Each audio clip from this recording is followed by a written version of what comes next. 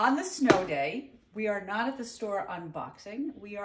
I am at home, but the mail came through and Universal Yarn just sent the New Jersey Wool Walk a box of stuff. So we're gonna unbox what Universal Yarn has sent us. Oh,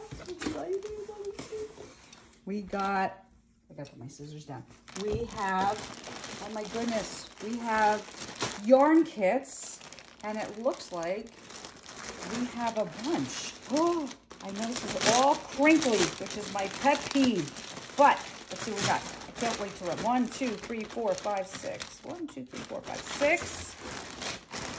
Oh, we have 7 kits. Each store on the New Jersey Wool Walk, thank you Universal, has a kit with a skein of yarn and patterns to distribute to the participating stores April 17th to 25th. Oh, I'm gonna put this in the YouTube channel to show you guys. Let me open it up. I can take another couple seconds because they were so generous. Let's see, we have a kit for a wisp cowl. Don't know which store is gonna get which. We will find out later.